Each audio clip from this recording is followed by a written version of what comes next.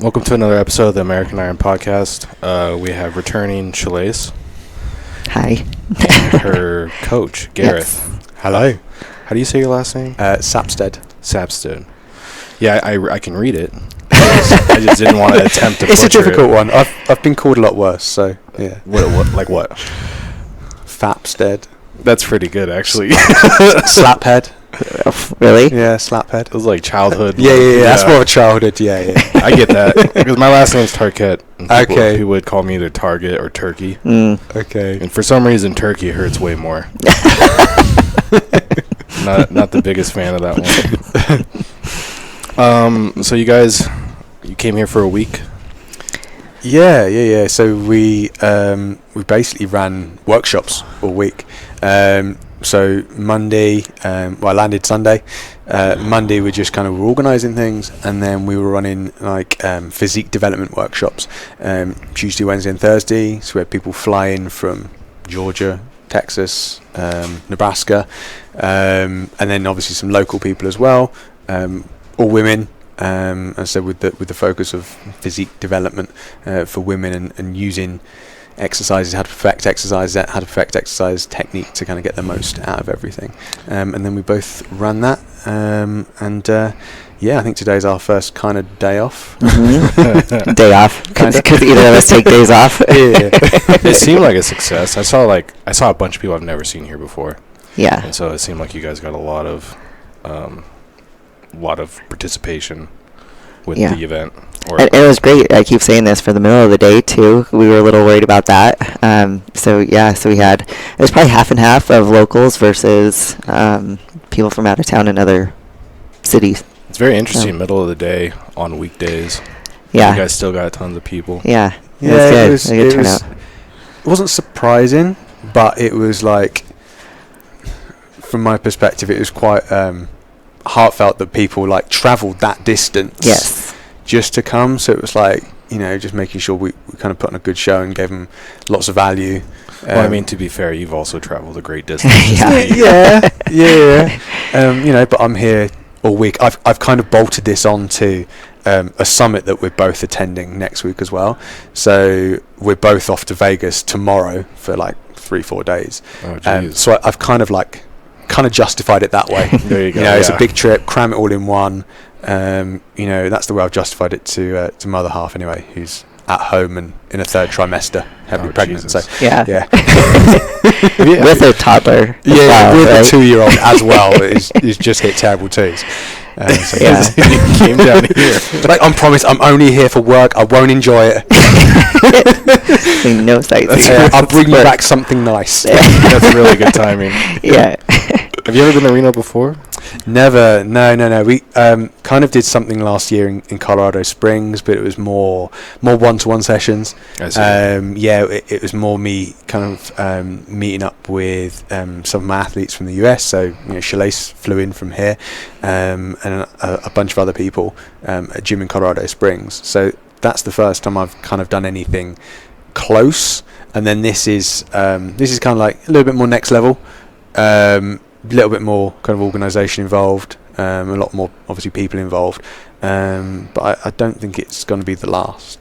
That's fantastic news. Yeah. Well, no, you don't know yet, because I think we get you to the UK. I like that idea. Yeah. I like that idea.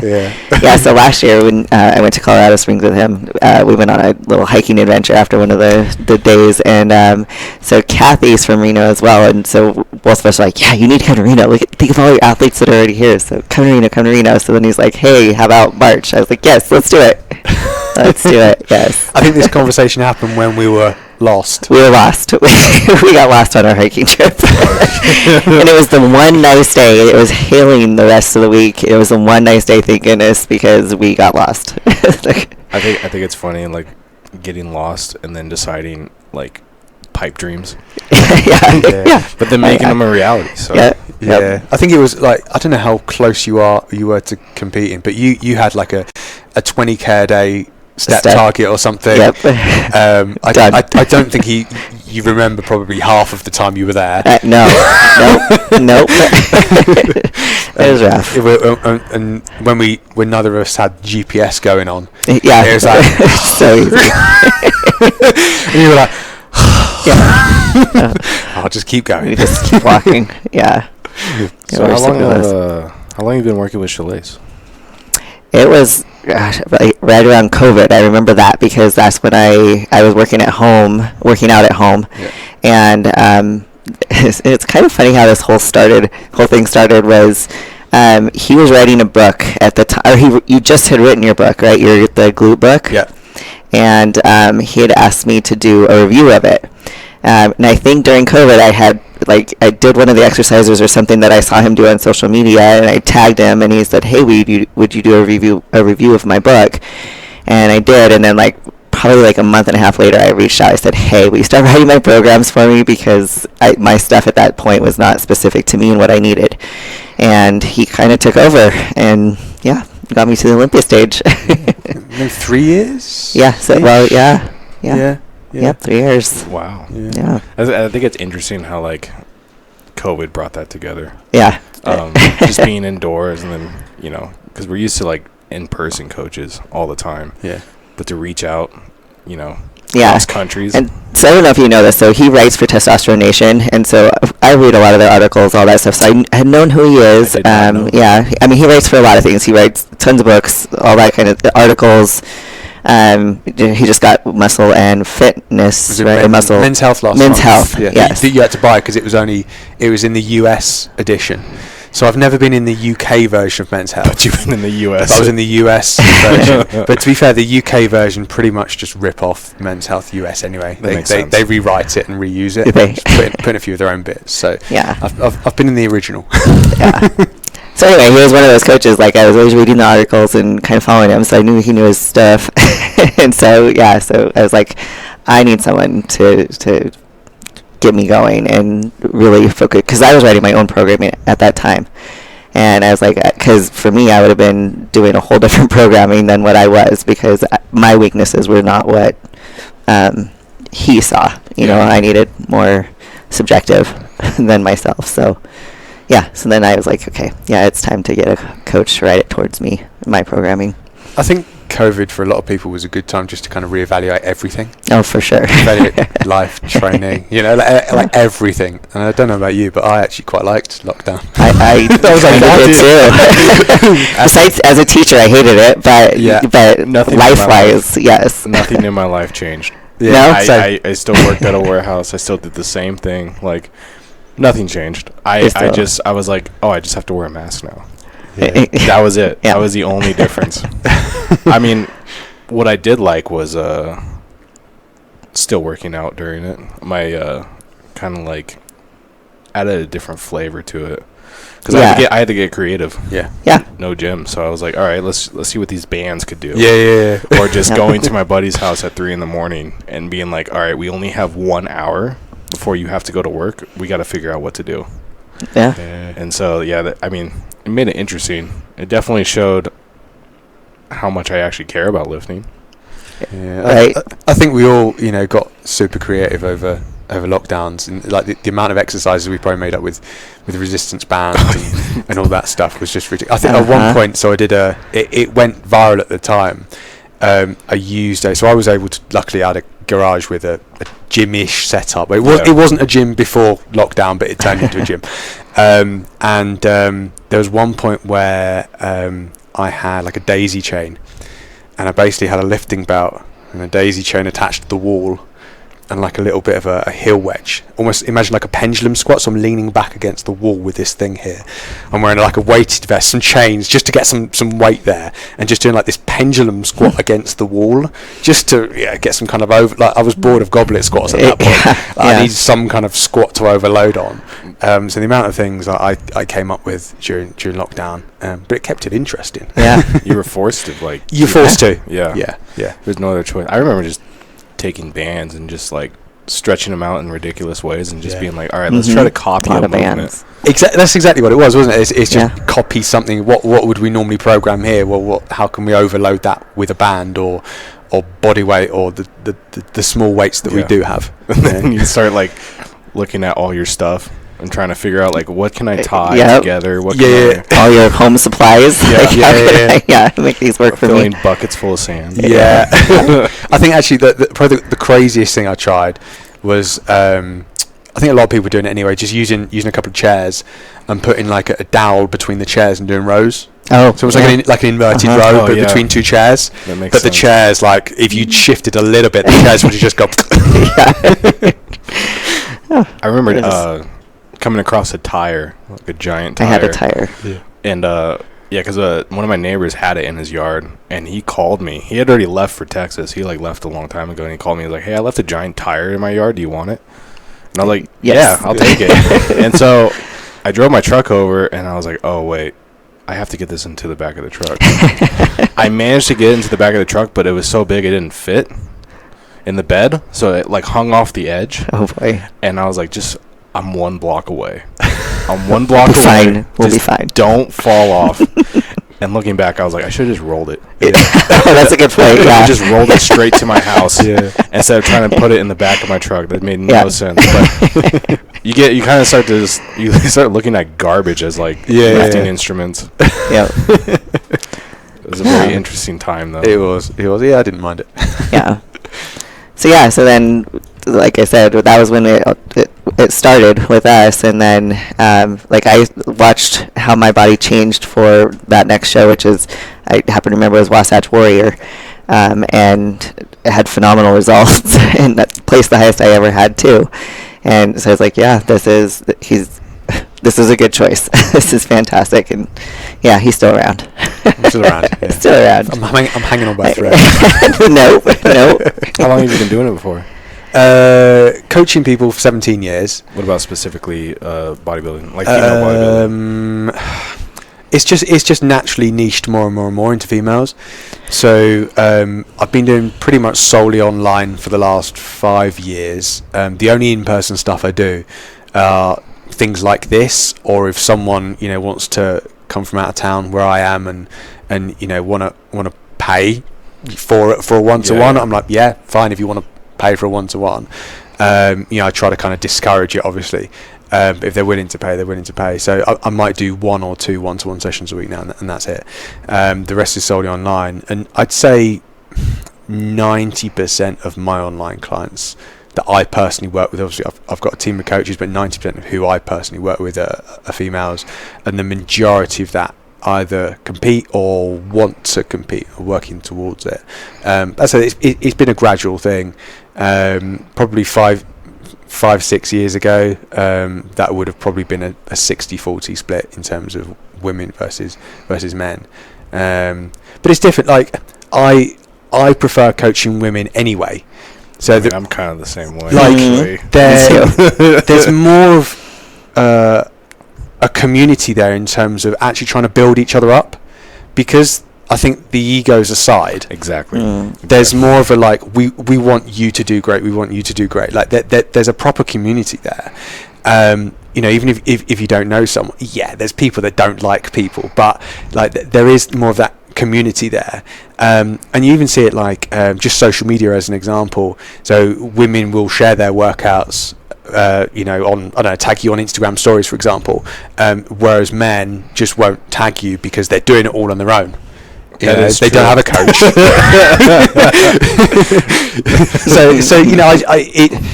it's good because I just prefer training women, but then also, let's be honest, women are better at marketing you Yeah. than men are. It is Women true. shout about it because they don't necessarily shout about it. They're not worried about talking about it because the ego is aside. Yeah. Because you're part of that team, you're part of that community, and Yeah. you know for yourself because you've built that great community with Team Iron and Lace, and there's that everyone Yeah. in it for each other kind of thing. Yep, really. absolutely, a little family. Yeah. But yeah, like piggybacking off on what he was saying, like I have male clients.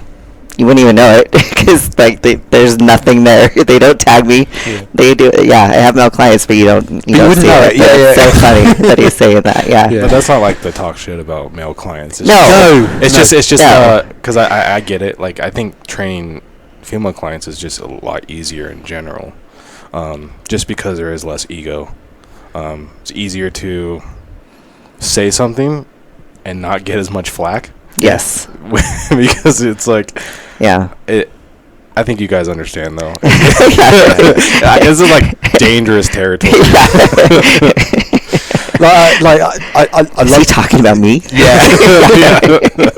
So I do love training men. You know, it's great. But as I said, they don't talk about it. There are a couple of really high profile people that I work with, males. You know, like quite high level movie stars. But like I can't personally talk about them because I've signed NDAs. But they can openly talk about it if they want to. So there's some days where I wish you just said that was me doing your program, like, but it just doesn't happen. Yeah. So yeah. It's definitely like an ego thing a little bit. I think so. Yeah. As I say again, it's not saying anything bad about men at all. You know, but I just do prefer training women most of the time. Do you think? How'd you like just get into the niche of just? Did you just gravitate towards training women? Yeah, I think because I enjoy, you know what it is. It's probably because I enjoy delving into like the mechanics of, especially hamstring and glute work. Mm-hmm. Really enjoy that, and shoulders as well.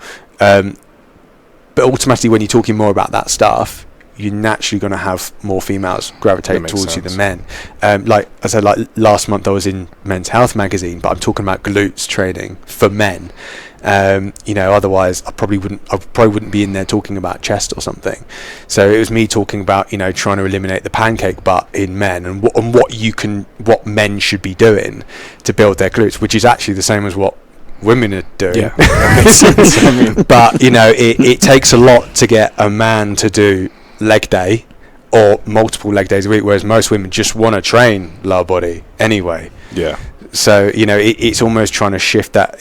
You know, if you want a good lower body, especially glutes as a male, you do need to shift a little bit more towards that female mindset a little bit more, and enjoy that training process. I think that makes sense. I mean, I give a lot of my clients so much glute and hamstring work, and it feels like they just don't want to do it. Well, it's like the way I see it is you've got to, you do really have to sell them a lot more on it.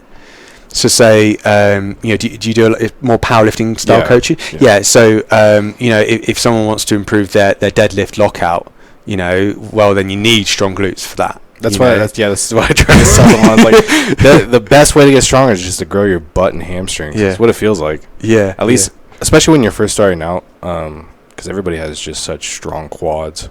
Yeah. And there's just such a neglect of hamstring and glutes that I think just hammering that end on end is incredibly important. And like something you asked about the other day in terms of how you should squat. Should you squat like more upright or just with a little bit more hingy?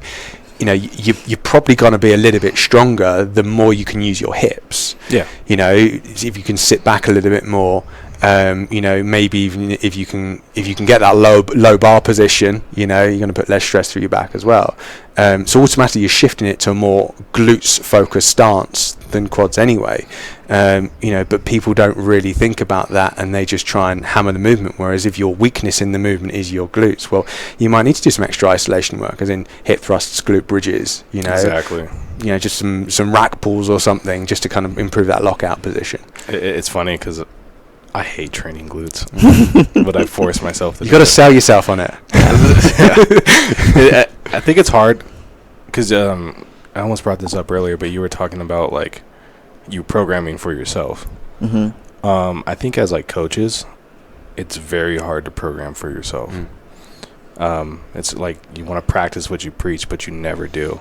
And so I think it's so much better just to reach out and get other help, especially as a coach, because I know what I need to do, but I'm not going to do it.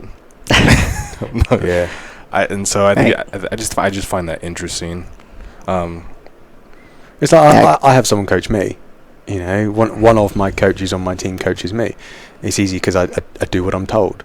You know, but and hopefully he doesn't listen to this.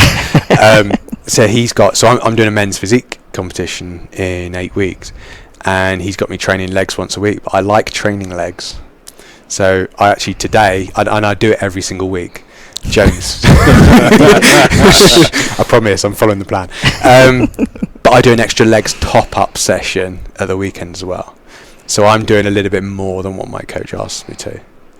So I do kind of go off plan, but it's not off plan. I'm doing more than probably what I should do.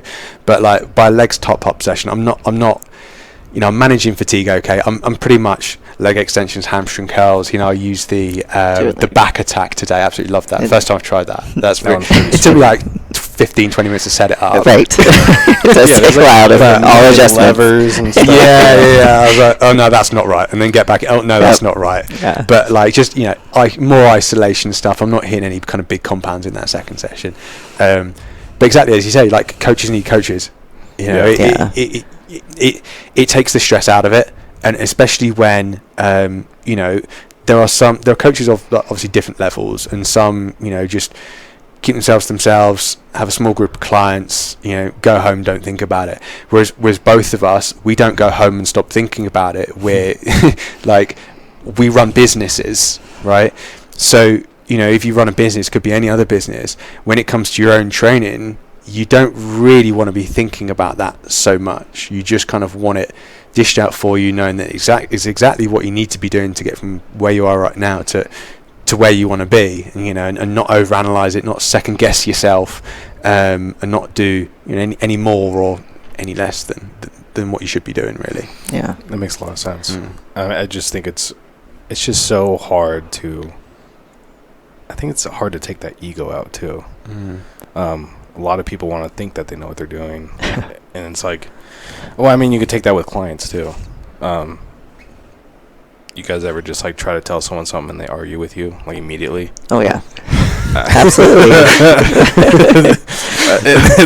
It's such a fine line, but I think that's what makes it interesting, is just trying to like work around that and then figuring out what works for you. I think getting a second opinion is what's like most important. For sure. Like I'm my own worst critic. Like and if I was writing a program for me right now, I'd have way more quads in my program than I probably need to, because that's what I feel like I need more development in.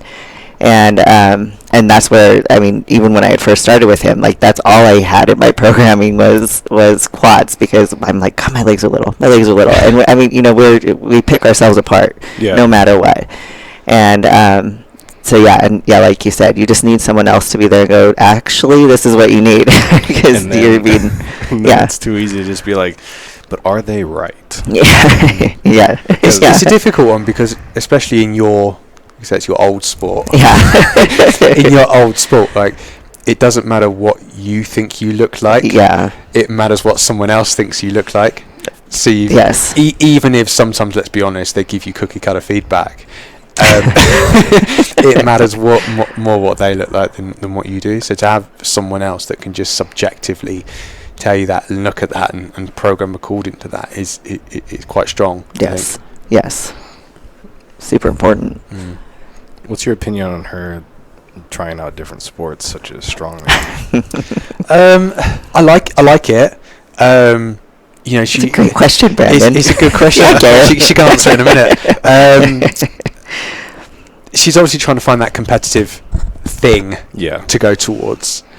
If I'm being honest, strongman, I'm just not sure. because of past injuries.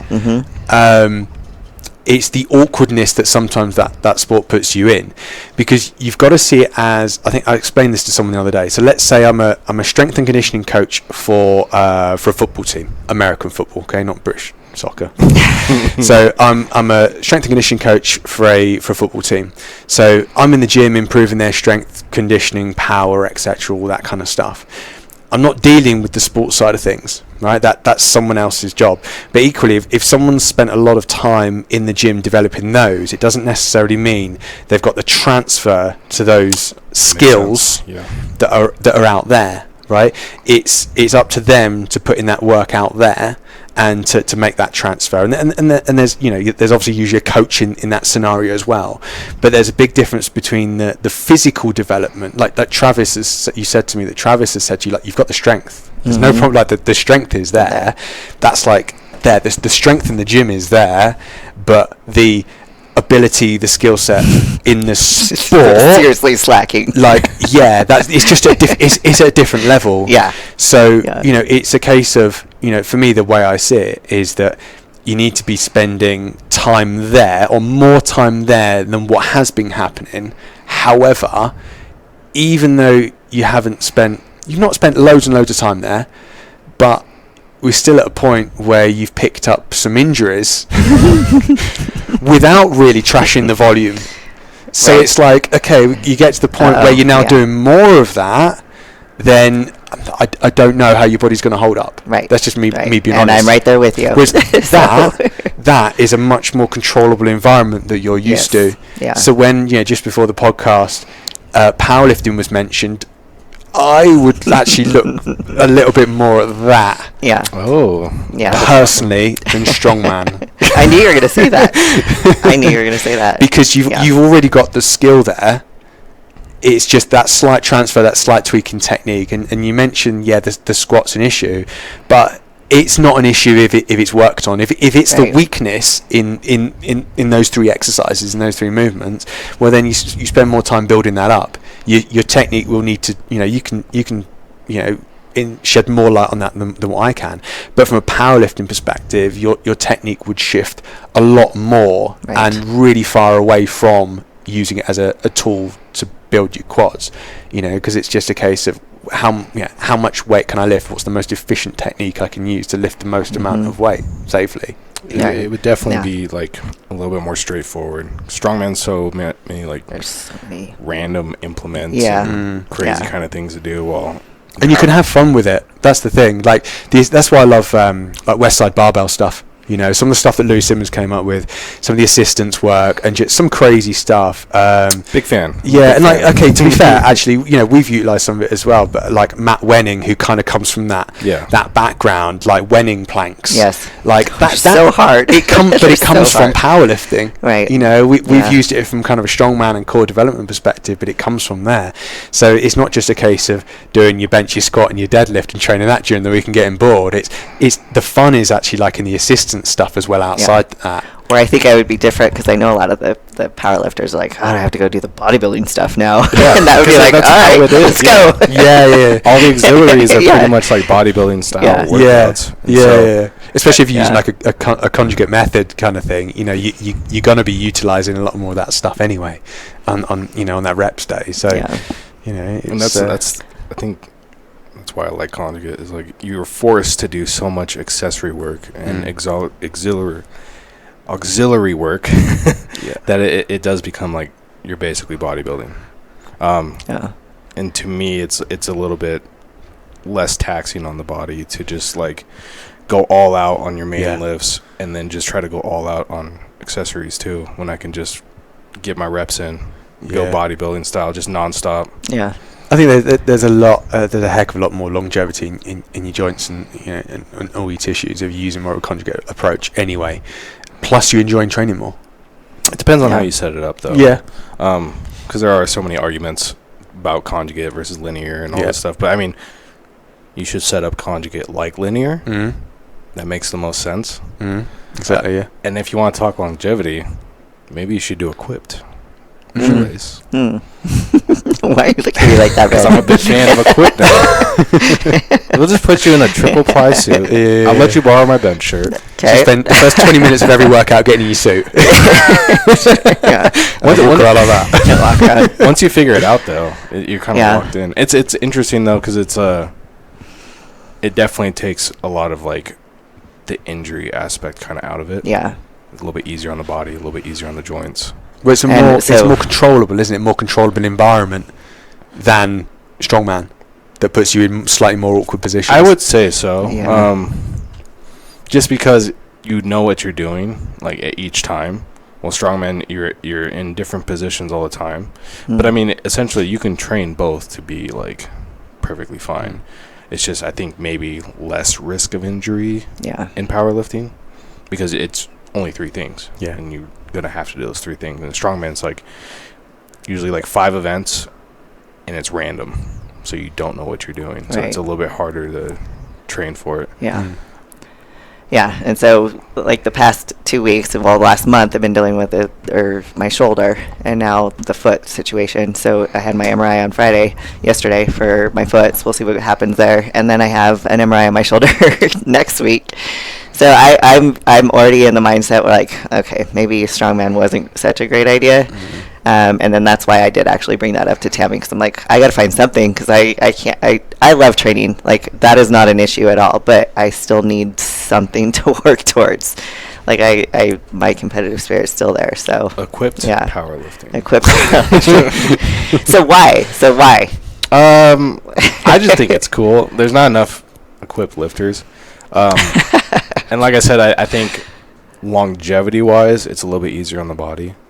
Because it takes the pressure off the joints, because the suit's kind of taking over at certain points. It's also very technique based, and so it's just like hammering technique. Strength is obviously like a big role, but I think it's a lot of like learning something completely new, and I think it would just be like an enjoyable thing to do, just dive something completely different. So like, they always talk about like bodybuilding style bench press. And then there's raw bench press. Now you can just add equipped bench press to that. And it's like a completely different lift. All three are completely different. So it's just something different. Yeah. Just give it a shot. We'll see. Who knows? It might, depending on what's wrong with your shoulder, it might take pressure off the shoulder too. Yeah. So that's what we're finding out. So right now we think it's a slap tear, but that's what we're going to go. What is that exactly? I have no idea. What's a slap tear? Gareth, first to you. Anything overhead, just thinking about this out loud, anything overhead has really always been an issue. Anything more vertical overhead, and like that's why pressing mostly more at that angle or just with that slightly puffed out chest has always been a much stronger position for you and safer. You're going into something like that, you're never really having to press overhead. You're managing most of your load here. Yeah. You're locked in. So I don't know. Yeah, it's obviously you know a lot more than I do, but it sounds to me as though it's a much more controllable environment, much safer for you to go equipped. But equipped is like that's the sports side of thing, right? As he was mentioned, there's that skill. It can't just be a standard raw bench press. Right. It's also I'm sure you might train using that. Yeah. But then it's that transfer and then spending time in the suit as well and doing those sessions where you might be spending an hour or something just doing that. But then guys like this can help you on that side of things. Yeah. That's just my take. Yeah. I think it'd be pretty cool. I think it would shock the gym. You would change the Here's game. for the shock factor. Yeah, you would change, like, everyone. I think people would just be upset with me. They'd be like, what did you do to her? Yeah, why'd you do that? Because the raw strength is there. It's like, even like a raw bench press, you've got to. What do you normally raw bench press? 100. I can get one. I think 160 was the. Should probably set at 5, 6. Yeah. Yeah. Yeah. That's not bad, is it? No, that's not bad. No. So I think, just a little bit more training. Yeah. Because what is it? I don't remember the exact value. But they say it's like 20% more in a suit, like a bench shirt. But I mean, there's guys out there putting up like 50, 60% more. It just depends. It's a technique thing. Yeah. And so you need the raw strength because you still have to hold it. And you need the raw strength to lock it out. But I think it would just, especially if you have shoulder issues, it will take a lot of pressure off that. And strongman is all shoulders. It is all shoulders. Yeah. There is no It's been regular brutal. pressing movement. It's all overhead movements. Yeah. And It's a been lot of awful. awkward ones. Like there's certain events that I completely disagree with in strongman just because of like safety reasons. Like natural stone overhead. I don't like that because it's an awkward movement that you're putting a giant rock over your head. That's very awkward. Or like I think it's just called like block overhead. So it's just a concrete block that you have to press overhead. But I don't like the idea of that just because it's too easy for it to like slip out or something. Well, with like powerlifting, what's the worst that could happen? Right. You just drop it on your chest. Just crush your chest. That's what safeties are for. Yeah. Yeah, true. Yeah. I will say strongman training is good overall, though.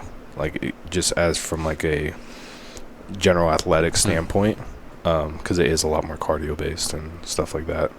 So I think they play off of each other. Actually, I think the three major sports kind of all play off of each other. If you think about powerlifting, strongman, bodybuilding. It's just how much time you dedicate to each kind of thing. You know, exactly. is it 60% there, or is it 60% there, 40% there, whatever. You know, you can do powerlifting, still do some like GPP days and use sledges and weighted carries and carry yokes around and stuff like that as well. And it complements each other, doesn't it? It definitely does. Especially, I'm guessing it's quite hard to breathe when you're equipped as wearing a suit. Sort of. Okay. Yeah, it's kind of like another thing that you kind of have to train. So if you had like better cardiovascular health, it would probably benefit, or not? I'm sure it would. I mean, just in general. Yeah. With any sort of like, what's cardio? Cardio is me like getting out of my truck and walking in the doors. I mean, I used to pull a sled, but I got real lazy about it. I think cardio is very important, though, because just in general, just from like a generic sports standpoint, the more like cardiovascular health, the better you are. The more, the more you can just last in the gym. You don't burn out as quick, which in turn means more training. Because if you're burning out in 30 minutes, you're not getting like a very, very good session. But if you can last longer and still recover, it helps with your recovery health too. I think just cardio in general. And so, like, you're right. I think it would help with just the breathing aspect of it. Because when you're pressed up against, this is just a theory, I don't know if it's true. When you're all like squeezed in and pressed up against, it almost feels like you just can't get enough oxygen to like run through your body. Because you're so restricted on blood flow that it's just kind of locked in. So I think better cardiovascular health, easier for you to get the oxygen throughout your body. Makes sense. Well, it's the same from a bodybuilding perspective, isn't it? You have people in the off season not doing any cardio, right? You know, whereas the reality is it's going to give you more, you know, life in the back end of your workouts. If you've got good cardiovascular health, you're going to recover from your sets quicker, aren't you? If you've got good cardiovascular health, doesn't mean in the off season, you know, when you're trying to grow muscle, you're doing hours and hours of cardio, but just having something in there, you know, just helps to improve the resistance side of things, and you know, and the performance you get in the gym as well. And you're able to grow muscle better as well, and stay relatively lean doing it as well. You know, think about like nutrient partitioning. You know, you do more cardiovascular exercise, you're going to get more fuel, you know, towards your muscles versus, you know, being turned into fat as well, aren't you? So, you know, it won't kill your gains. I mean, that's where the GPP comes in. I think everybody should be doing it at least a little bit. I'm a power lifter. I get lazy, so I get it. But I used to like pull the sled at least once a week. Just walk. Just simple things such as walking. I think is very important. Is this a do what I say, not what I do? Exactly. Exactly. But do your GPP, but I don't. I mean, I go on spurts where I get pretty good about it, but I mean, I tell clients sometimes, like, as soon as you wake up, just go for a walk. Just get the blood moving. Just do something. I mean, certain people, they want to come to the gym like 6 days a week. I'm like, that's a bit much. Maybe on the 6th day, just pull the sled. There you go. Just do a little bit of cardio or something. Then that 6th day magically disappears. Well, we use quite a bit of sled work just before competitions, didn't we? The reason we were using it is mostly because it's easy to recover from. It's eccentric less work. You know, you're taking out that eccentric part of the movement, so it's easy to recover from. You know, getting lots of blood flow to your muscles. You know, we're trying to, obviously at that point, trying to get any inflammation down and just remain full, kind of looking and staying lean. So it's a nice thing to kind of implement from a bodybuilding perspective as well. Obviously, providing your gym's set up for it. If you can't, like, as you said, that anyone can walk. You know, one of the best things you can do when you get up in the morning is go for a walk. You know, for recovery, you've got a bad back, right? Go walking, walk more. You know, big fan of that kind of stuff. I think like just sled work in general just helps you recover too. It's easy to recover from, and I feel just, it's like a personal antidote. But anytime I start to do it, I feel like I'm recovering faster in general. Like I'm just pumping blood into my body like way faster, and it's not taxing to the point where I'm like out for 3 days with CNS fatigue. Yeah. I can push the sled and then do legs the next day. Yeah. Yep. It also just depends on the intensity, I suppose. Yeah, well, sucks during it, but it feels great after. well, some people obviously just want to put as much weight as they possibly can on it. Yeah. Which sometimes, that can be a useful tool, but again, it depends what you're using it for, doesn't it? You know, are you using it for recovery, blood flow, etc., or are you using it as more of like a stimulating set? Yeah. You know, I quite like the you know, facing backwards and almost like pushing your feet going backwards, almost Right. like little leg extensions. I think, no, you've used that a few times. And if you load that up, you know, it's a great alternative to the leg extension machine, but it takes out that eccentric load, so you get a good quads pump, but it's a little bit easier to recover from. Oh yeah. Sometimes those quad pumps are too much. The leg extension is the only machine that's ever made me nauseous, like to the point of throwing up. Really? Yeah. The Yeah. only one. Never done that with like squats or anything Nope. else? Nope. Of course. I probably don't push myself enough in squats, so there's that, because I hate them so much. But yeah, no. Like, even pendulum squats, like, nope. That's like the Like, worst one, leg too. extensions, I don't know what it is, but it's like I get off and I'm like, I'm going to throw up. That's interesting. Yeah. I feel like we Yeah. could push you on squats to throw up. I'm sure you could. I mean, I feel like I'm notorious for puking after a set. Yeah. I'm just trying to think. I think I've puked at least once a month for like the past 5 months. Wow. After a set. Are we talking like high rep squats here? Not even. Really? No. I think I puked after my bench at comp in October. But do you think that's more of like an adrenaline thing? Yeah, I think it's Yeah. definitely like a central nervous system like bugging out kind of thing, or like anything that's like pushed past like kind of like a limit. High volume, the deadlifts before Christmas. Yeah, I puked like 3 times. Did you? Yeah, a lot of people did that day. It was yeah, high volume gets me going like bad. It's like I get really nauseous like fast. Is it for leg extensions? Is it just like nausea? I don't know what it. Yeah, it's nausea. Like, I get up and I'm like, okay. Like, I don't know. I don't know if the blood flow's just all right there. Are you like and I holding just, your breath the whole time? No. I don't know. It's the only one. Only one. Yeah. That's interesting though. Yeah. I don't know. What about you, Gareth? You I don't think the only time I puked up during training is when I did like hill sprints. okay, that makes And that sense. was it. Yeah. You know, it was back in like my rugby playing days. Coach made us just do a load of like high incline hill sprints, and it was just like, you know, sprint up as far as you can, jog down, sprint up. So like most people probably lasted about 5 or 6 before, like, I think 90% of people puked up. I think that's the only time I've done it. But like I know what you mean with leg extensions though, especially this one in here, the prime leg extension in here. Mm-hmm. So I did on Wednesday, because you know you can with the prime, did a nasty little like drop set with that where you load in kind of shortened range, and then I loaded mid range, and then I loaded like lengthened range all in one set. Oh. And by the end of it, I was like, oof, just stood up, and I was a little bit like lightheaded. Yeah. And I think my heart rate kind of bopped up to like 159 or something. I was like, well, that's gone high. Yeah. But like, you know, I was doing some pendulum squats today, and you know, I can load those and do, you know, sets of 10 quite comfortably on those and be fine with it. Mm-hmm. But I don't know, there may be something about it. I think maybe because it's so isolated, you're very That's it. concentrated on what it's doing. So, you know, because you're thinking about that more, you're kind of feeling that isolated pain a little bit more. Maybe it's like that. Possibly, yeah. I feel Yeah, like it might be that's- like a blood pressure thing because you're in a seated position. Yeah. And so like you're pumping blood down low into your lower extremities. Do you guys feel it like immediately or as soon as you get up? Because if you're getting up and then it's like a low blood pressure thing, it can make you queasy. Mine's immediate, relatively immediate to finishing the set. Like, it would, like, the last couple reps, I'm just like, yeah. It could be everything, because I have to lock myself down into that thing, too. So, I don't know. Like, I mean, I know everybody does, but I mean, the way I have to hold it, because my arms are so long, and I'm sitting here like this, I don't know. It could be because everything's all tensed up. I don't know. That's interesting. We should have a leg extension competition. That sounds awful. Yeah, but that's kind of like the bicep curl competitions that they have. Oh yeah, I've seen that. Yeah, they're fun, but I don't do like any biceps. Why? I just never do curls. Yeah.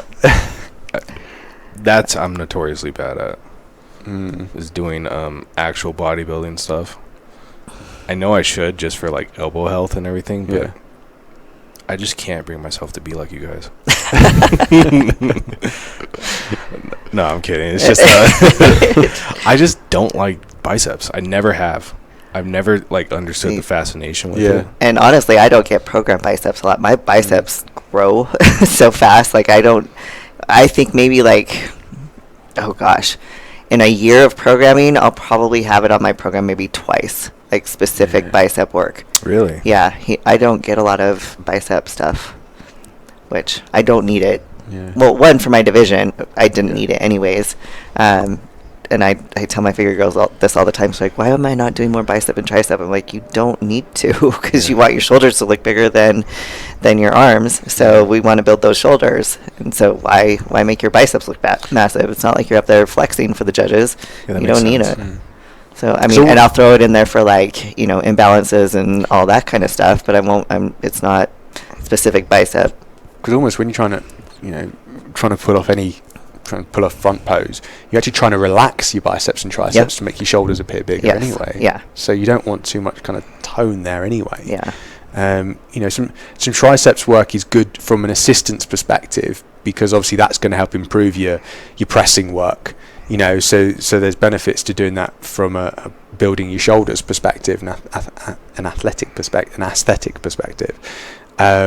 But most pulling work, if you're doing most pulling work right, you're not really using your biceps much anyway, especially if you're doing it right. Yeah, if you're doing it right.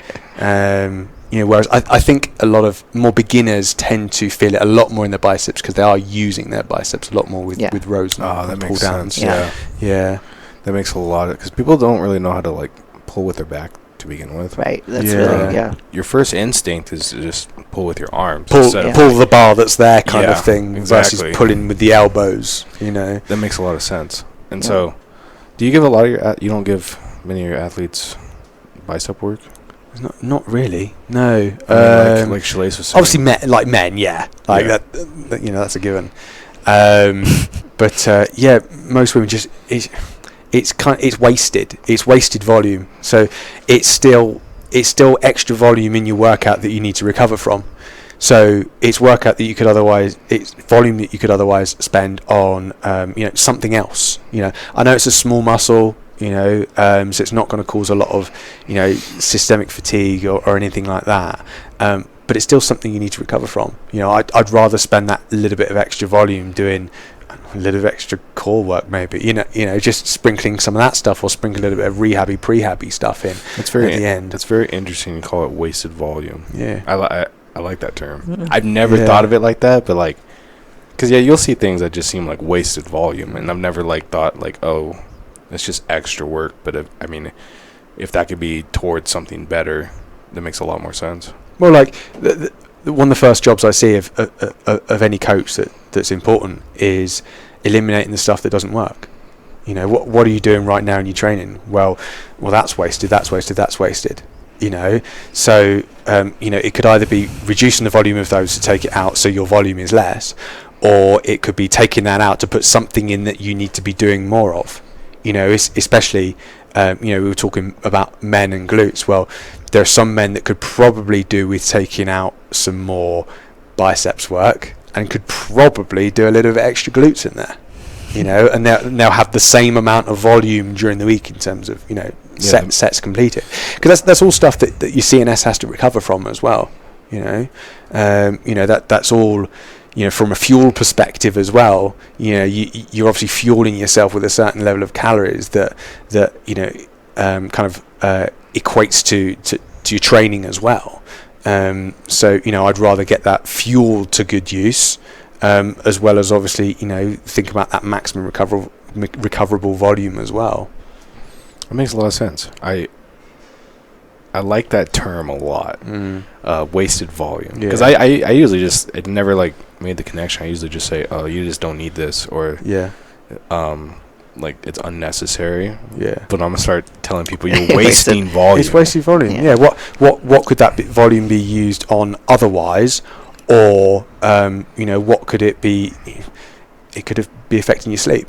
Like if your CNS is massively drained, actually it affects sleep. Yeah. Whereas if it's more of a peripheral type of fatigue, so a lot of lactate hanging around, ammonia and hydrogen and stuff like that, so it's more like a metabolic kind of stress that you've subjected to, actually that can make you fall asleep quicker. So there's two types of fatigue really. One can actually keep you awake at night, and the other one can just knock you out. So it's important to manage both kinds of volume as well.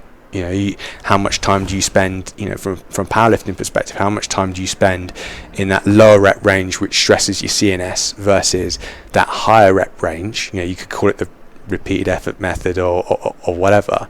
And how much time you spend in that range that's going to cause more kind of metabolic stress and metabolic fatigue, and balancing that stuff out as well. That's very interesting. I've never really took into account for like bodybuilding the CNS fatigue aspect of it, but since it is like it seems like a very fuel based sport, and so like the way you're describing it makes a lot more sense. So it's like trying to get the most out of your calories almost. Yeah. For sure. Especially when they get really low. Yeah, that makes a lot of sense. Yes. Yeah. I mean, we have diet and stuff in powerlifting and strongman, but it's not as pertinent as it should be. Yeah. And so, like, the way you're describing it, like, how do you, like, so for instance, like, how do you find the volume that a person might need for, like, a week? So, it's tracking, meticulous tracking. So that's why I'm just big fan of coaching apps. So using a coaching app to track with my end, I'm not looking. The reality is, I'm not looking at individual numbers from Shelace's workout. My end, I'm looking at graphs.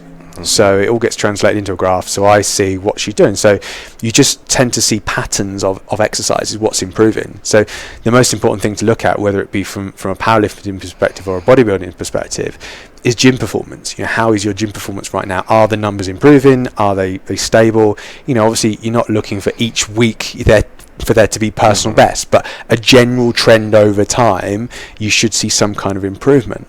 If you're not seeing some kind of improvement, then it tends to say, well, either it's too little volume or it's too much volume, and then you might need to adjust that volume. So it kind of is trial and error.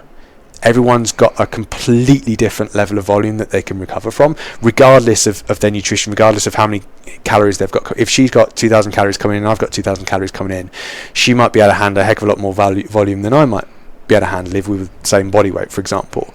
So it is very, very individual. And then obviously you've got to consider like life stresses outside of that. How much is that person sleeping? How much emotional stress has that person got as well? Well, as a coach, you can't really manage that too much. You can give advice if your clients are honest, but we can't manage that too much. So we pretty much just kind of look at the numbers, like, is your gym performance improving? Well, if it's not, well, something needs to change here. What is it? So it really is trial and error. And as you know, like nutrition as well, two people can weigh the exact same, but one person needs that amount of calories, whereas some person needs that amount of calories. Yep. If you open any textbook, nutrition textbook, it might give you an equation as to how many calories that person needs, but 9 times out of 10 it's wrong. It can provide a good starting point if brand new client, they don't know their macros, you can kind of throw a number at them and see what happens, get them to track their weight over a few weeks, see what happens, and adjust. But then you adjust from there. it might be completely different. And then what the textbooks don't show you from a nutritional perspective is what happens if a client comes to you and they've years and years of crash dieting, their metabolism's completely screwed, their thyroid hormones are so low, they're dieting on 800 calories and they're not losing weight. Well, the textbook doesn't tell you what to do with that person. Yep. So they and from a mental perspective as well, you've got to manage that person and kind of look, we've actually got to drive up your calories for a while maybe even before you start losing anyway. You might gain a little bit of weight to start off with, but we've got to bring them back here just to get you healthy before we can even think about putting them back down. So it's back to that and managing fatigue. It very much is. There's a science, but you do sometimes have to take it with a bit of a grain of salt, because a lot of it is there's an art to it, and you've got to be working with someone for a while to figure out like what's the right, what's the right level of something. Yeah, that makes a lot of sense. I have a 135 pound bikini competitor who's eating 3,500 calories right now. Wow. Like she can put down food, and then there's me, and I'm at 19, 15 on low days or 16 on low days and 19. So I mean it's a huge difference, and I'm 160 pounds. I'll throw that out there. So I mean it's just crazy. It's like everybody is so different, and depends on like everything he just said with the stresses and metabolism and everything. I think it's a hard hormones. It's a hard thing for people to just generally understand is like, I tell everybody I work with, look, the first month is probably not going to be like a magical month. Yeah. It's just trying to figure stuff out, and then we can like work from there. Because people won't like the crash dieting. Just because you dropped your calories, 2,000 calories a day, doesn't mean you're going to like lose weight instantly. You can't step on the scale the next day and expect massive results. And so, like, just nutrition in general is a very tough one, because you have to base everything off of like multiple weeks. Yeah, you can't just like expect it to change within 1 week. I mean, obviously there can be changes within the week, but for like long term, sustainable, healthy. Yes, it has to be tracked over multiple amounts of time. Because I know people that just obsess about it like on the daily, and then they worry so much about how much they weigh every single day. I mean, I'll get like a text of like how much they weigh every single day, and I'm like, and they'll tell me exactly how much they ate and everything, and I'm like, we should look at this at a longer scale. Yes. Don't worry, just because you stayed the same weight, it doesn't matter. Like, you're doing fine. Just how about you look at like the past 3 weeks instead? Yeah. And I think it's a very difficult thing. It's trends over time, isn't it? Exactly. I think a lot of people, obviously expect immediate gratification with anything that they do. They expect to see immediate results. Like I on my team page, I put out a load of like before and afters, like transformation type stuff, and sometimes like there's no lying on the numbers. Sometimes that took 12 weeks, that took 14 weeks, whatever, but that person has come from a really good place. They've been able to go through that transformation process because they've been healthy, they understand macronutrients, their food education is quite good, they're already training, and they're starting their calories from a high level, so we can do that. Whereas some people, it might be a case that you need to work with them for months and months before they can then do that 12-week transformation. Yeah, that makes a lot of sense. Yeah, it's about like, I mean, if you look at like just lifting in general too, you're not gonna put 20 pounds on your bench in a week. I mean, it's possible. I'm trying with my deadlift. It's not working. I mean, then you have enigmas like Joey. You know Joey? Which Joey? Shoot, why can't I think of his last name? Bald kid. Comes in, don't know Joey. literally maxes out deadlift every single day. Oh yes, I do know Joey. Yeah. Why can't I remember his last name? I can't think of his. Yes.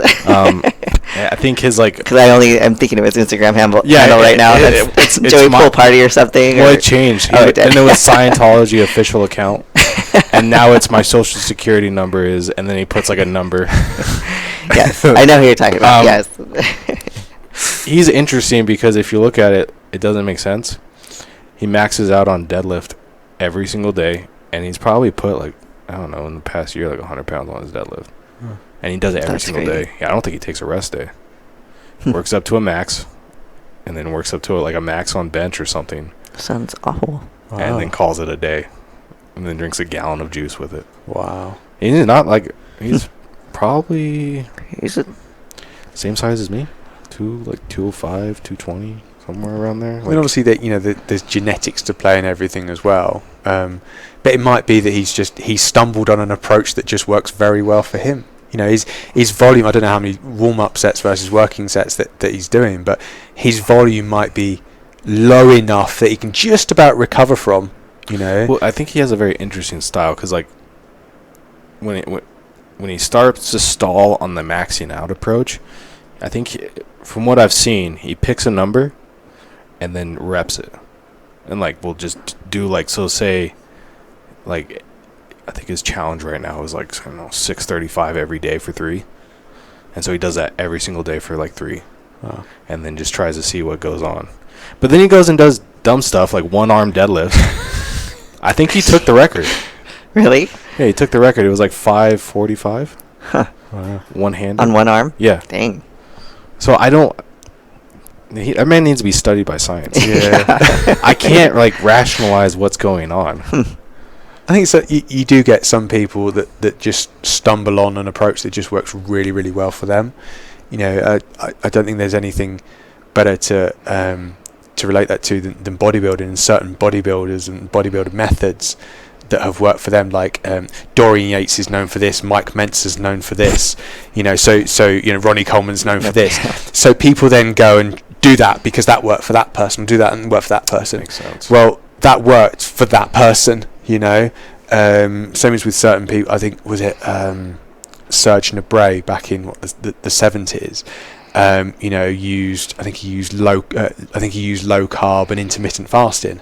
You know, and that worked well for him, but it doesn't mean that's going to work well for the majority of people. You know, how many competitors at that level do you know that are keto, low carb? It's 0. just, yeah, exactly. So for the majority of people, you know, keeping carbs in is going to work. But then you've obviously got people that are anomalies that have just found that approach that just works really well for them. / they're so genetically gifted they can get away with just doing whatever they want. Yeah, so it makes you wonder, like, if they were on, like, a different style, like something more traditional, if it would work better. Yeah. But then it's like, if it's not broken, don't try to fix Don't it. fix it. Yeah. I don't know if that's like a common approach in bodybuilding. If it's not broke, don't try to fix it. If something's still working, do you just keep doing it? Oh, I mean, yes. I mean, as far as nutrition goes, like, you know, going that route, like, I don't even know how to answer that, Brandon.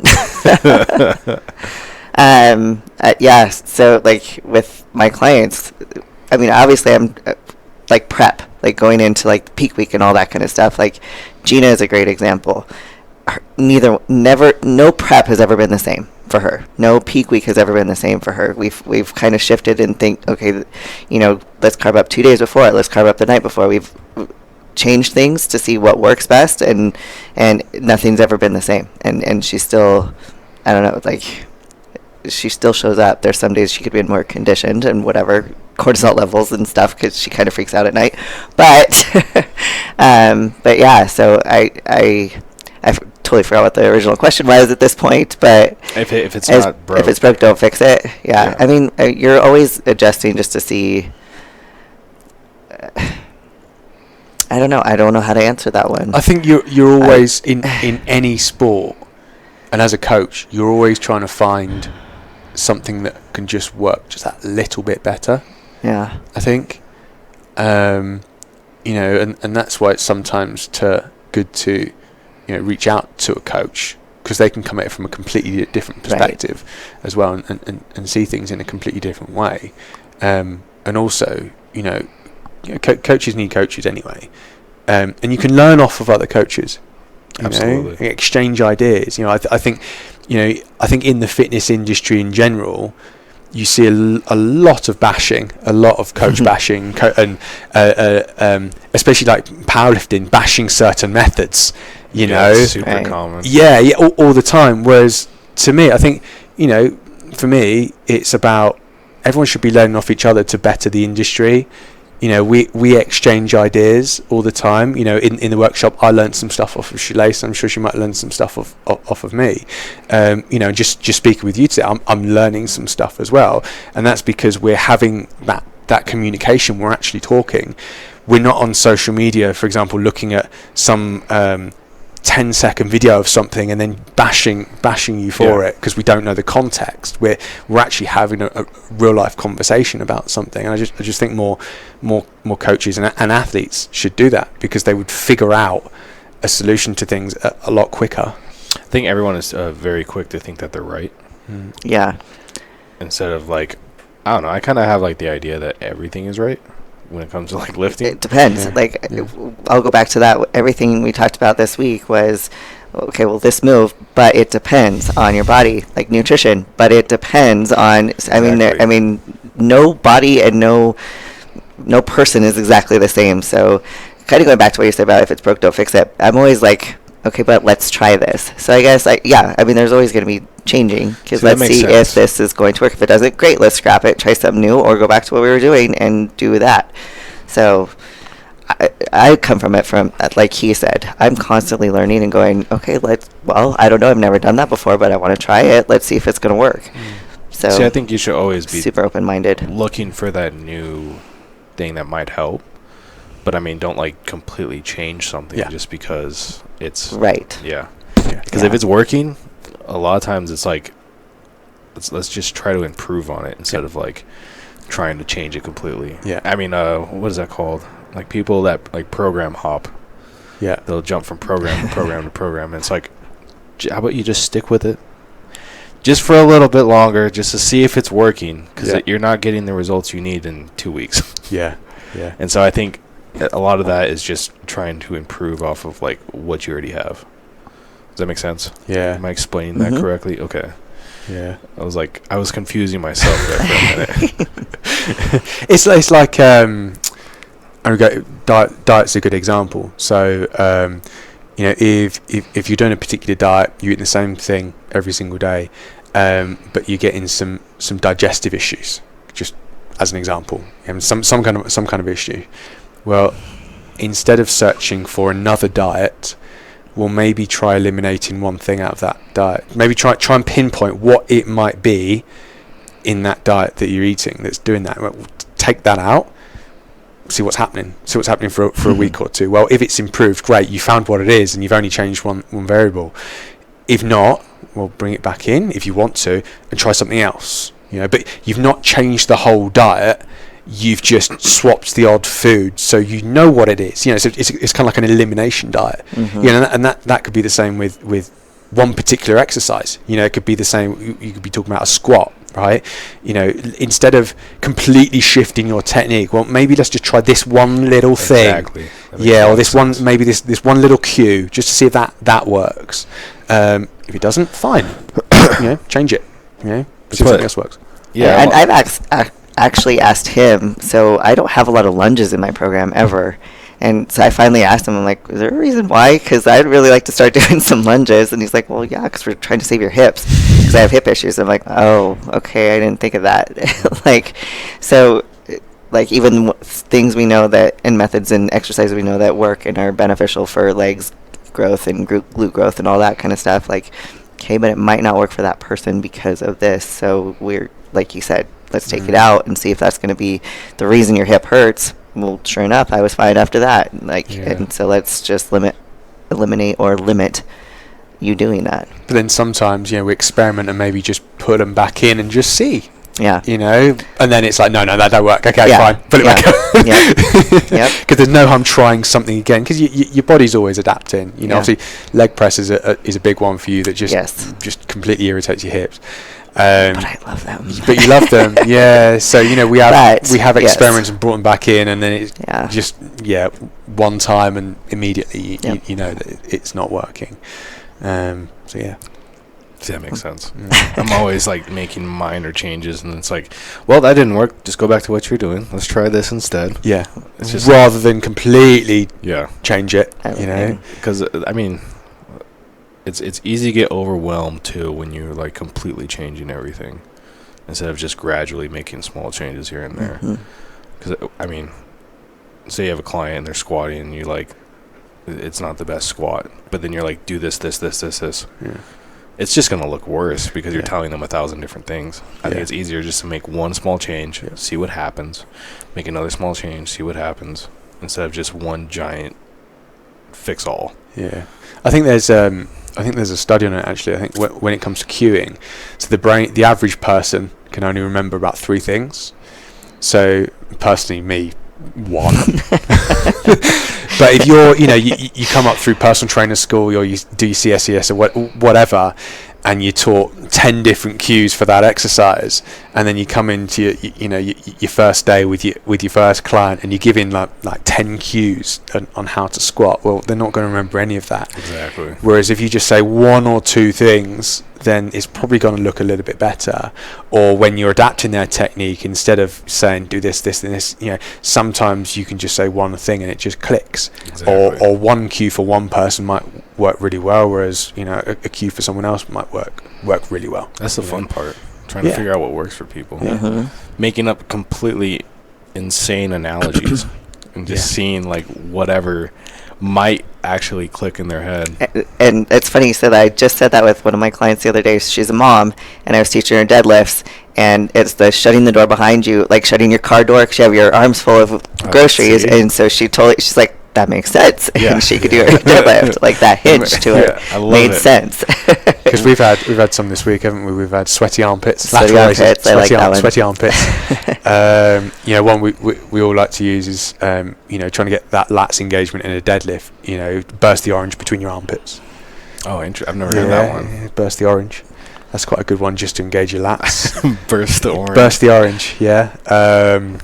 For glute stuff like hip thrusts, glute bridges, crack the walnut between your cheeks. Yeah, there we go. Yeah. Just ones like that, and it adds a bit of laughter as well to things. Yeah. But people instantly know exactly what you're saying. Probably the worst one I've used is. Please say it, because I think it's the one I was going to call you out on. Cock up. Cock up, yeah, cock up. So more kind of like a posterior pelvic tilt kind of action. That's not the one you were thinking of. Cock up's really good. No, I was thinking like an RDL, like a Romanian deadlift or something. So imagine someone's got a dollar bill behind you. Take the dollar bill off of them. Interesting.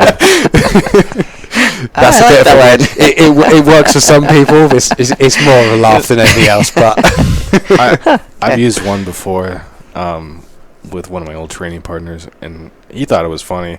It was like for the lockout on deadlift. All I would say is just don't let me in. Don't let me in. And it makes him want to like squeeze even harder. So I mean, it makes sense. Yeah. That's good. Yeah, I've used some bad ones that I won't repeat. Just repeat a couple. No. But yeah, it's finding that thing that just connects with that person, isn't it? And some things connect with some people, some don't, and it just makes that minor adjustment to that technique rather than completely changing the training program. It really is just about finding the words that click for them. Because I mean, I've heard certain stuff, like I've heard certain cues for like one thing. I've heard like 1,000 different cues. I'm like, none of this makes sense. And then I hear one that's like completely out of this world. I'm like, oh, now all the other ones make sense to me. It just it all like connects. It's like once that connects, it's almost like everything else will fall into place with it. Does that make sense? Yeah. Like the lats thing, squeeze the orange. Yeah. Because I've tried so many different ones, and that one's really hard to like get people to do. Yeah. I don't know, I'm gonna try. Or just the bend the bar. Bend the bar. I'd say like spread the bar too. Yeah, spread the bar. Yeah. Depends on the person. Same with your feet, isn't it? You corkscrew your feet into the floor, or spread the floor. Yeah, rip the paper towel. Yeah, I don't know, deadlift. Leg press the floor away. Yeah. It's quite a nice one. Yeah. It could just be as simple as just drive your feet through the floor. It's really, really simple. Sometimes you could just say pick it up. Pick up the bar. Yeah. And for a lot of people it works. You know. For some people it's hips come up first, bump, and it's all in the back kind of thing. Whereas leg press the floor away, I think people sometimes grasp a little bit better. I don't know. See, that one, a lot of people use that one. I don't use it. I can't even rationalize it. Like, maybe have a leg press. It doesn't make. You don't leg press. You don't do bodybuilding. Yeah, that's a good point, because that one totally makes sense to me. That's the best cue that was ever given to me. I was like, I get it. Like any leg press. No. And so like when they say leg press the floor, it's like I can understand the concept because I get how to deadlift. Yeah. But then I'm like, this doesn't. I can't like. It doesn't want to. Your brain's not practiced the actual movement enough to make that connection. Exactly. And so you can't use another exercise that I don't do to explain this exercise that I do. Oh. Yeah. You got anything special coming up besides men's physique? We're both off to Vegas for the. I wanted to say this Summit. earlier. I totally forgot to say this. So I had a couple people actually say that they chose coming to see us and be at our event over going to the Real Coaches Summit. So don't tell Ram that. Oh, wow. But I was like, well, that's pretty cool. Thank you. Cool. Yeah. So that was kind of a huge compliment. I've actually had some to people both of reach us. out that like, can you do it virtually? Oh, really? Yeah. I was like, Oh. oh, that's a good idea. Yeah. Like probably 3 people say, can you do it? Can you do a virtual one? So a lot more people can attend. Okay, it's an interesting idea. Yeah. That seems to be your That. forte. It's quite nice doing the in-person stuff, isn't it? It is. Yeah. You know? Yeah. But And I did like the group over the one-on-one stuff. That was, I liked that a lot. Yeah. A lot. Yeah, it was. And it was great because everyone, like you said, with the ladies being there, everyone helped each other too. Like They got, like, it was like a group training. Like everyone Yeah. genuinely, like, just, you know, all different backgrounds, but everyone just connected over the same thing. Yep. And you know, just that camaraderie with a group. Whereas, imagine if that was a group of men, it would have had a completely different feel to it. Total vibe, different vibe. Yeah. Makes Yeah. sense. And people weren't afraid to ask questions either, Yeah. which was quite cool. Which helped us. You know, it made it a lot easier because, you know, before we did it, obviously we had like a plan, but we both said at the start of the week, like, we can go off plan. You know, if people want to, we're here for the people. So, you know, whatever they want to do more of, see more of, chat more of, then, you know, we just do that. And that's exactly what we did. I think because we do work quite well together. Mm-hmm. Like, we kind of bounce off each other. We kind of know what each other are thinking. Flowed real well. And it just flowed really nicely, and we could kind of be pretty chilled about the whole thing, really, couldn't we? Yep. Yeah. But yeah, we're back to your question. We're going to the Real Coaches Summit, which is in Vegas. I think that's Monday, doesn't it? Monday, Tuesday. Monday, Tuesday. Yeah. Yeah. So we're both flying out there tomorrow. So that's more like it's a summit for coaches. I think there's some stuff on exercise. There's some stuff on branding, writing, nutrition. Yeah. Mindset. Yeah. Yeah. But it's quite a good like networking event. From what I understand, Great. because you went last year. Yeah. You went last year, didn't you? A lot of great speakers, a lot of good fitness, nutrition-based people that are there. Really great little lineup. Yeah. So we're both off there for a few days. And so with his competition, this is his first one ever that he's doing. So yeah. So that's a bit of a challenge. So obviously, since being here, so I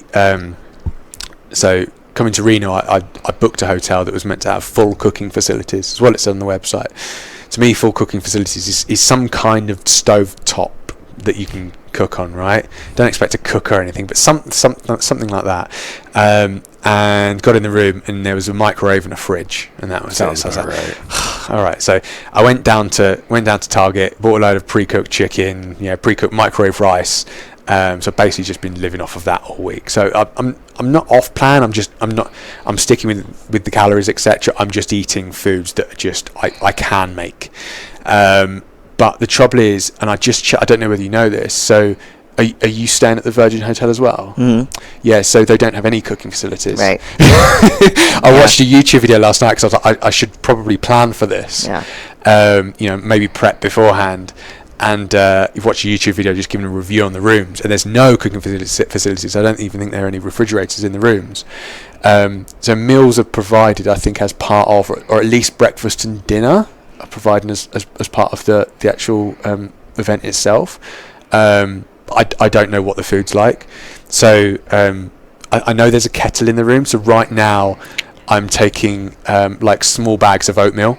So at least I can have like some oatmeal. I can live off of oatmeal and whey if I have to, and peanut butter. Like that's my like plan B if I have to.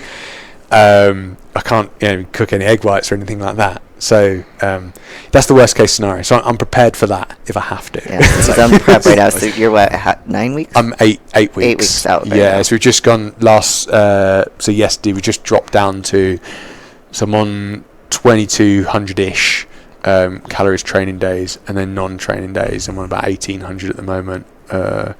35 minutes fasted cardio in the morning. And then lifting 5 days a week, but it's, which is fine. I get it done anyway. I'm not someone to moan about things. I'll always get it done.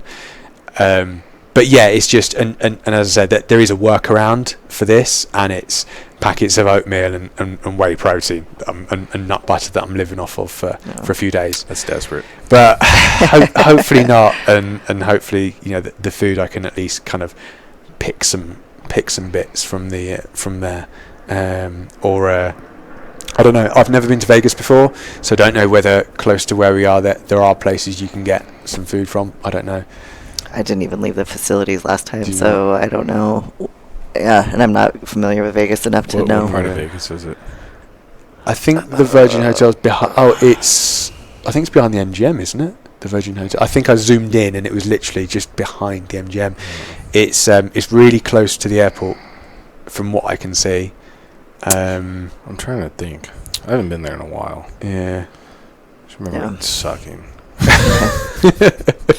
Yeah, not a big Vegas fan.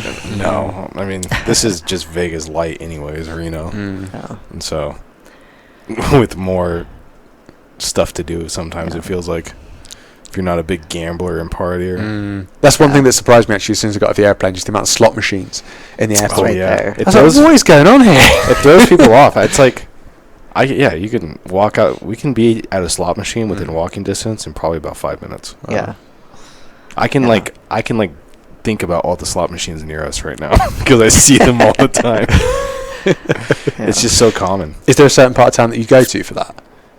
Well, the casinos in general, but I'm not a gambler at all. Yeah, Most people that live here don't go. Okay. Yeah. It's more like an out of town thing. You people Usually, come here to. yeah. Okay. Yep. The casinos are depressing.